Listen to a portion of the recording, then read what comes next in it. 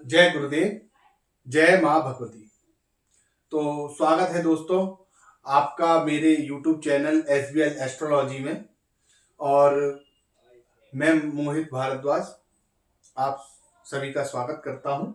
तो जैसा कि आप देख पा रहे हो कि आज हम राशियों के कुछ गुण धर्मों, सारे नहीं है क्योंकि उनमें टाइम लगेगा, आगे की क्लासेस में वो मैं बताता जाऊंगा।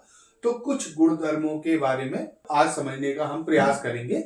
हम पढ़ रहे हैं कि राशियों के गुणधर्म। तो सबसे पहले मैंने उनको इस तरीके से लिखा हुआ है कि कुछ राशियां मतलब क्रूर राशि में कही जाती हैं, कुछ सौम्य राशि में कही जाती हैं, ठीक है। कुछ चर स्वभाव की होती हैं, कुछ अचर स्वभाव की होती है, कोई द्वि स्वभाव। ये हमें अभी डिटेल में पढ़ेंगे क्या होता है चर अचर द्वि स्वभाव, ठीक है। कुछ अग्नि तत्व की होती हैं, कुछ पृथ्वी तत्व की होती हैं। तो किस गुण धर्म में कौन कौन सी राशियां आती हैं, ठीक है। तो अगर क्रूर राशि की बात करें, जिसको हम पुरुष राशि भी कहते हैं, है ना। क्रूरता और पुरुष कहीं ना कहीं मेल खाता है ना, ठीक है। क्योंकि जो स्त्री वर्ग होता है वो थोड़ा सौम्यता होती है उनमें, और जो पुरुष वर्ग होता है उनमें थोड़ा क्रूरता होती है, ठीक है। तो क्रूर राशि को हम पुरुष राशि भी कहते हैं। और क्रूर राशि कौन कौन सी होती है? विषम राशियां। विषम मतलब सम विषम जो हमने पढ़े हैं ना, ऑड इवन, ठीक है। तो विषम राशियां, ठीक है। तो विषम राशियों को कौन कौन सी हो गई?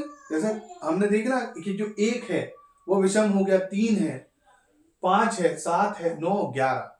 तो ये विषम राशियां होंगी। यहां से हम क्या देख सकते हैं ना कि मेष, मिथुन, सिंह, तुला, धनु और कुंभ, ये कौन सी हो गई? विषम राशि। और कौन सी हो गई? क्रूर राशि, ठीक है। और इनको पुरुष राशि भी कहते हैं, ठीक है। अब इसके बाद सौम्य राशि, ठीक है, जिनको हम स्त्री राशि भी कहते हैं। तो कौन सी राशि होगी? सम राशि, ठीक है। तो सम राशियों में कौन सी आ गई? जैसे 2, 4, 6, 8, 10, 12, है ना। तो कितना आसान है कि हम बस हमें 12 राशि होती हैं, जिसमें से विषम राशि हमारी क्रूर राशि हो गई और सम राशि हमारी जो हो गई वो सौम्य राशि हो गई। तो बस हमें याद होना चाहिए कि हाँ क्रम से कौन सी राशि है। तो 2 है अगर, तो कौन सी? वृषभ राशि, कर्क राशि, कन्या राशि, वृश्चिक राशि, मकर राशि और मीन राशि हमारी जो हो गई वो सौम्य राशि हो गई। अब ऐसे ही चर स्वभाव, अचर स्वभाव और द्वि स्वभाव में कौन कौन सी राशि आती है? तो देखो यहाँ पे भी बहुत आसान है, बहुत आसान है समझना कि हमें बस क्या क्रम याद करना है। मतलब हमें क्या क्रम, जैसे क्रूर राशि और सौम्य राशि, यानी हमें ये क्रम याद करना है। यानी या हम पहले दो को याद कर सकते हैं कि जो पहली राशि है क्रूर है और दूसरी राशि है सौम्य है ना। तो उसके बाद हमें पता चल गया कि, और हमें ये भी याद है कि पहले क्रूर है फिर सौम्य है। तो क्रूर 1, 5, 9, यानी क्योंकि एक पहले विषम राशि पहले आ रही है, तो ऐसी क्रूर। तो 1, 5, 9, 1, 5, 7, 9, सॉरी 1, 3, 5, 7, 9, 11, है ना। और फिर उसके बाद कौन सी है? सौम्य राशि, क्योंकि 2 बाद में आ रहा है। तो सम राशि, तो 2, 4, 6, 8, 10, 12, ठीक है। इसी तरीके से हमें इनका क्रम याद करना है, चर अचर द्वि स्वभाव। ज्यादा मुश्किल नहीं है याद करना। चर अचर द्वि स्वभाव, चर राशि, चर स्वभाव राशि, अचर स्वभाव राशि और द्वि स्वभाव राशि, है ना। तो चर में 1 नंबर, यानी कुछ नहीं करना है, सीधा हमें क्रमबद्ध तरीके से चर को पहला दे देना है, फिर अचर को दूसरा और द्वि स्वभाव को तीसरा, और इसी तरीके से बढ़ता जाना है। चर को पहला, अचर को दूसरा, द्वि स्वभाव को तीसरा, फिर तीसरे के बाद फिर चर को चौथा, अचर को 5वां, द्वि स्वभाव को 6वां, फिर चर को 7वां, अचर को 8वां, द्वि स्वभाव को 9, और फिर चर को 10, फिर अचर में 11 और द्वि स्वभाव में 12। इस तरीके से हमें वर्गित कर देना है ना। तो ये हम अपने दिमाग में भी कर सकते हैं। भाई चर अचर द्वि स्वभाव है, तो 1, 2, 3, चर को पहला मिला, अचर को दूसरा मिला और द्वि स्वभाव को तीसरा मिला। फिर उसके बाद चौथा आया तो चर को मिला, फिर वो 5वां आया तो अचर को मिला, और 6वां आया तो द्वि स्वभाव को मिला। फिर 7 चर, 8 अचर, 9 द्वि स्वभाव, फिर 10 अचर, 10 चर, 11 अचर और 12 द्वि स्वभाव। तो इस तरीके से हम अपने दिमाग में भी इसको क्रिएट कर सकते हैं, तो उससे हमें याद हो जाएगा। और दूसरा तरीका भी ये है कि हम सिर्फ ये याद कर लें कि पहला चर होता है, दूसरा अचर होता है, तीसरी राशि द्विस्वभाव होती है। यानी पहली चर राशि होती है, दूसरी अचर स्वभाव वाली राशि होती है, और तीसरी द्विस्वभाव वाली राशि होती है। तो चर स्वभाव में क्या होता है, जो पहले में 3 और ऐड करोगे तो क्या आएगा 4, तो वो चर स्वभाव हो गया। फिर उसमें 3 और ऐड करोगे तो 7, तो चर। और यानी हर राशि में 3-3 ऐड करते जाना है। तो पहला हमने याद कर लिया, पहली जो राशि होती है वो चर स्वभाव की राशि होती है, मेष राशि चर स्वभाव की होती है। तो अगली 3 राशियों में अपन को 3-3 ऐड करते जाना है कि भाई पहले में 3 ऐड करेंगे तो चौथी आ गई, तो वो भी चर हो गई।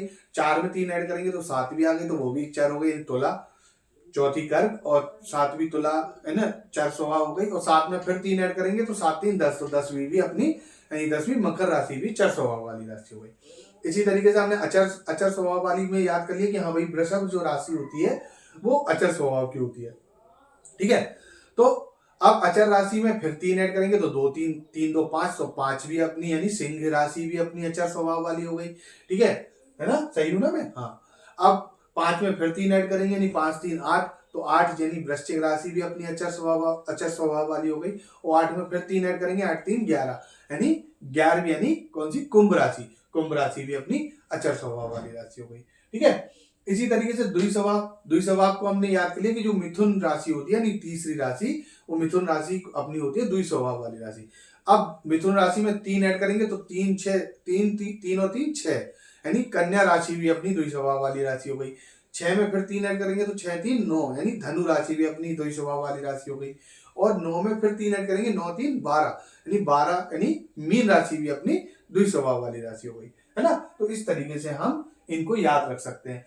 अब चर स्वभाव वाली राशि को धातु राशि भी बोला जाता है, अचर स्वभाव वाली राशि को मूल राशि भी बोला जाता है, और द्विस्वभाव वाली राशि को जीव राशि भी बोला जाता है। अभी इन टर्मिनोलॉजी को सिर्फ याद करने की कोशिश करें, क्योंकि इनका जो उपयोग होता है वो प्रश्न कुंडली जब हम समझने का प्रयास करेंगे आगे के वीडियोस में, तो वहां पर इनका यूज होगा, तब हम उनको डिटेल में पढ़ेंगे। ठीक है, अब हमारा आ गया तत्व। तो अग्नि तत्व की राशि, यानी यहाँ पे भी हमें क्या याद करना है, बस वो क्रम याद करना है। जैसे चर अचर द्विस्वभाव, क्रूर सौम्य, चर अचर द्विस्वभाव। अब तत्व में अग्नि तत्व, पृथ्वी तत्व, वायु तत्व, जल तत्व। अग्नि पृथ्वी वायु जल, अग्नि पृथ्वी वायु जल, ये क्रम याद करना है बस। तो यहां से कैसे क्रम याद हो गया, तो अग्नि पृथ्वी वायु जल, यानी अग्नि में अग्नि को पहला दे दिया, पृथ्वी को आपने दूसरा दे दिया, और या वर्गीकृत करा तो अग्नि में पहली वर्गीकृत हो गई, पृथ्वी में दूसरी वर्गीकृत हो गई, वायु में तीसरी आ गई, और जल में चौथी आ गई। उसी तरीके से फिर क्रम में बढ़ते जाओ तो 5वीं फिर अग्नि में आ गई, 6वीं फिर आपकी पृथ्वी में आ गई, 7वीं फिर वायु में आ गई, 8वीं फिर जल में आ गई। ठीक है, इसी तरीके से फिर 9वीं फिर अग्नि में आ गई, पृथ्वी फिर 10वीं फिर पृथ्वी में आ गई, 11वीं फिर वायु में आ गई, और 12वीं फिर जल में आ गई। ठीक है, तो एक तो ये तरीका हो गया। दूसरा तरीका कि भाई अग्नि राशि, और मतलब एक तो हमने क्रम याद कर लिया, अग्नि पृथ्वी वायु जल, और ये याद कर लिया कि भाई अग्नि की मेष राशि हो गई, पृथ्वी की वृषभ हो गई, वायु की मिथुन राशि हो गई, और जल तत्व की कर्क राशि हो गई। अब अग्नि तत्व की जब आपकी मेष राशि हो गई, तो उसमें क्या करना है, आपको 4 ऐड करना है। देखो जितने वो होंगे उतने ही ऐड करना है। जैसे चर अचर द्विस्वभाव 3 थे ना, तो यहाँ पे 3 ऐड हो रहा था। अब यहाँ पे अग्नि पृथ्वी वायु जल है तो 4 है, तो एक में क्या होगा, 4 ऐड होगा, है ना। ठीक है, इस तरीके से हम इसको याद रखेंगे। ठीक है, अब वही क्रम वही है, सेम यही वाला क्रम वर्णों में, बस हमें उनका क्रम याद करना है कि, और ये तो बहुत आसान है याद करना, क्योंकि हम जमाने से पढ़ते आ रहे हैं कि भैया ब्राह्मण होता है, फिर क्षत्रिय होता है, फिर वैश्य होता है, फिर शूद्र होता है। जातियों की बात नहीं हो रही है, वर्णों की बात हो रही है। ये अपने दिमाग में रखने का प्रयास करें कि ये वर्ण है जो पौराणिक जमाने से चले आ रहे हैं। वर्ण, इनके इनके आधार पे लोगों को जातियों में नहीं बांटा जाता था, लोगों का कर्म निर्धारित करा जाता था इन वर्णों के आधार पे। तो ब्राह्मण क्षत्रिय वैश्य शूद्र, ये क्रम याद कर लीजिए कि ब्राह्मण क्षत्रिय वैश्य शूद्र, और उसी तरीके से राशियों में एट्रीब्यूट्स आ जाते हैं। तो ब्राह्मण में पहली राशि, क्षत्रिय में दूसरी, वैश्य में तीसरी और शूद्र में चौथी। फिर क्रम को आगे बढ़ाते हुए वही सेम पांचवी ब्राह्मण में, ठीक है, पांचवी राशि ब्राह्मण में, छठी राशि क्षत्रिय में, सातवीं राशि वैश्य में और आठवीं राशि शूद्र में। फिर नवीं राशि फिर ब्राह्मण में, वही क्रम आगे बढ़ रहा है, ठीक है। और आपका 10वीं राशि क्षत्रिय में और 11वीं आपकी वैश्य में और 8वीं आपकी शूद्र में, इस तरीके से। और वही अगर आप याद कर लें कि ब्राह्मण में मेष राशि आती है, क्षत्रिय में वृषभ आती है, वैश्य में मिथुन आती है और शूद्र में कर्क राशि आती है। तो आप इनमें अगर आप 3-3 ऐड करते जाएंगे तो आपको अगली राशियां प्राप्त हो जाएंगी। यानी जब आप बात कर रहे हैं, आपको देखना है कि ब्राह्मण वर्ग में कौन कौन सी राशि आती है। तो ब्राह्मण वर्ग में आपको याद है कि ब्राह्मण पहला है, मतलब आपको क्रम में याद है कि ब्राह्मण पहला है तो पहली राशि ब्राह्मण में आ गई है ना। तो आप उसमें 4 और ऐड करेंगे तो एक तो 5वीं आ गई, और 4 और ऐड करेंगे तो 1 5 9 है ना, तो 9वीं राशि आ गई, 5 4 9, ठीक है। इसी तरीके से आपने देखा कि हाँ भाई क्षत्रिय का दूसरा है तो दूसरी राशि तो आई गई, 2 में 4 और ऐड करेंगे तो 8, 2 में 4 ऐड करेंगे तो 6 और 6 में 4 ऐड करेंगे तो 10, ठीक है। इसी तरीके से आपने देखा कि तीसरा क्या है भैया, हमारा वैश्य है। तो वैश्य में तीसरी राशि यानी मिथुन आ गई। तो मिथुन के बाद हम 4 और ऐड करेंगे तो 3 4 3 7 और 7 3 3 और 4 7 और 7 और 4 11, ठीक है। तो यहाँ कहीं ना कहीं कि जो आपकी मिथुन है, तुला है और कुंभ है, वो आपके वैश्य स्वभाव की, वैश्य वर्ण की राशियां हैं, ठीक है। और शूद्र वर्ण की कौन कौन सी राशि है कि भाई हमने देखा कि शूद्र सबसे चौथा है, तो 4 नंबर की जो राशि है यानी कर्क राशि उसकी शूद्र वर्ण में आती है। और 4 में अगर हम 4 और ऐड करेंगे तो 8वीं राशि आ गई, और 8 में 4 और ऐड करेंगे तो 12वीं राशि हमारे शूद्र वर्ण में आ गई। तो इस तरीके से राशियों के गुणधर्म होते हैं। अभी अगर हम मेष राशि की बात करें सिर्फ, तो मेष राशि एक क्रूर राशि हो गई, पुरुष राशि भी कहते हैं जिसको, ठीक है। फिर वो स्वभाव की राशि हो गई, फिर वो अग्नि तत्व की राशि हो गई, और वो ब्राह्मण वर्ण की राशि हो गई। तो इस तरीके से हम अपनी राशियों के गुणधर्मों को पढ़ते हैं। आगे की वीडियोस में हम और भी गुणधर्म पढ़ेंगे, ठीक है। तो आज के लिए इतना ही, धन्यवाद। अगर आपको मेरे वीडियोस अच्छे लग रहे हैं या मेरा पढ़ाना अच्छा लग रहा है, ठीक है, अगर आपको समझ में आ रहा है चीजें, ठीक है, तो आप इस वीडियो को इस चैनल को सब्सक्राइब कर सकते हैं। और अगर ये वीडियो अच्छा लगा है आपको तो इसको लाइक भी कर सकते हैं। और अगर आप चाहते हैं कि और लोग भी एस्ट्रोलॉजी जिनको सीखना है बट उनको एक क्रमबद्ध तरीके से यूट्यूब पर वीडियोस नहीं मिल रहे हैं, तो उनको ये वीडियोस शेयर भी कर सकते हैं, ठीक है। अगर तो आज के लिए इतना ही।